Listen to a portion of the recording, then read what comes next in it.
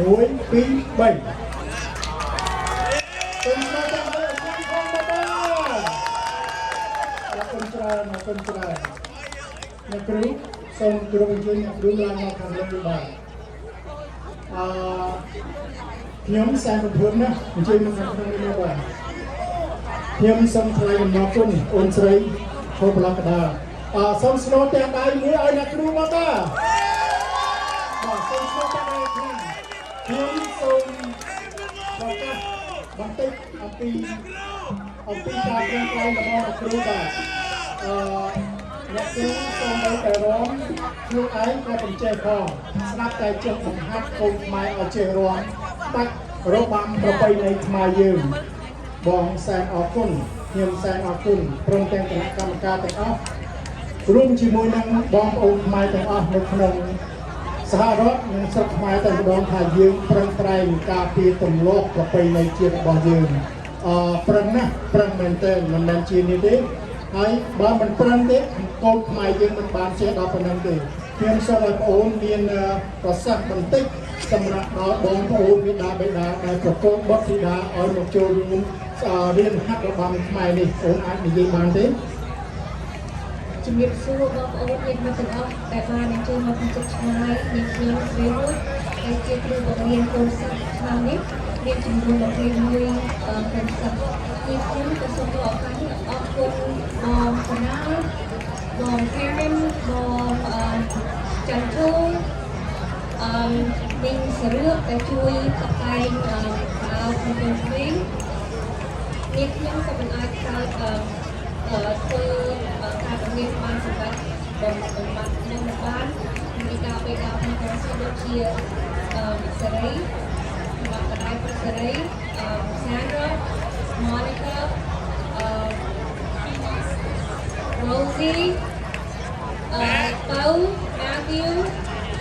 ហើយបងច័ន្ទដោយសារបងច័ន្ទ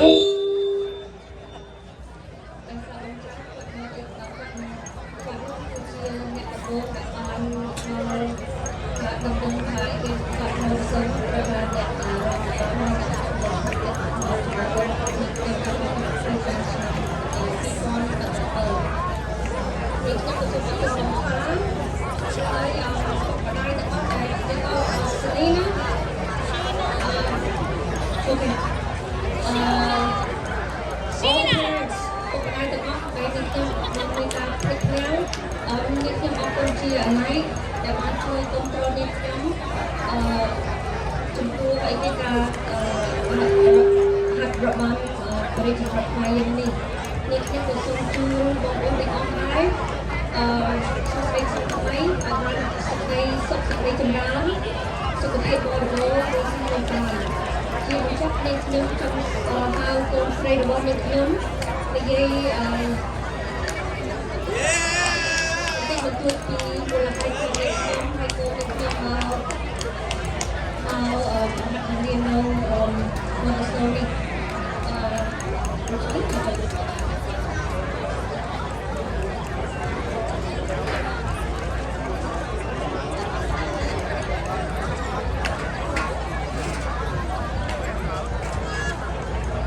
Alright, hello everyone, my name is Richie. This is my 5th year dancing at Modesto Temple.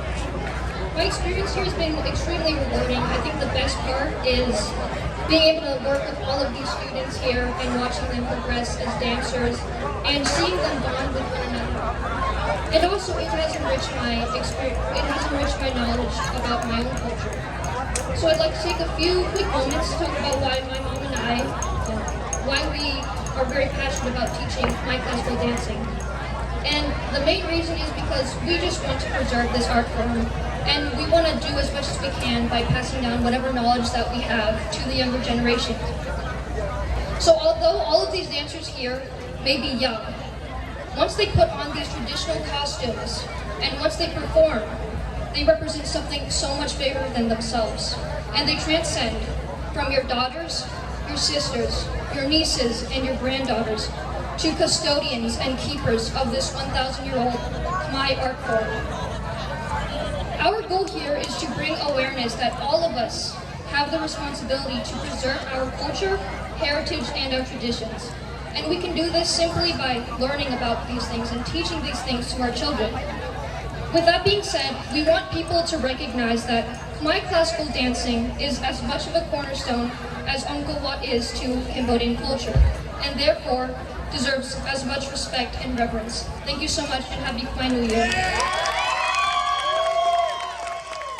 សូមតែតែម្ដងទៀតមកបាទឲ្យខ្លាំងខ្លាំងមកបាទម្ដងទៀតអូនស្រីប្រឹងបង្ហាត់ណាស់ហើយការឧបត្ថម្ភក៏មិនបានជំនួយពីខាងណាមកដែរតែ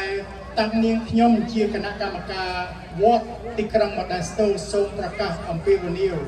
ដល់មហាគ្រួសារខ្មែរបើសិនជាលោកមានការចង់ឧបត្ថម្ភ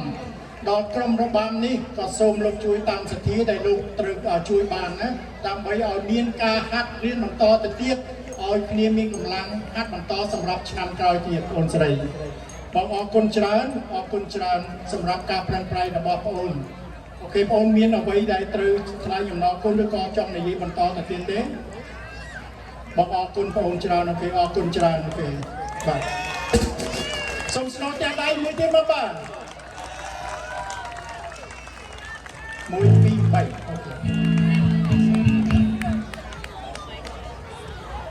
ឥឡូវហ្នឹងដល់នាទីចុងក្រោយហើយខ្ញុំចង់ប្រកាសជំរាបដល់គណៈកម្មការល្បែងប្រជាប្រិយ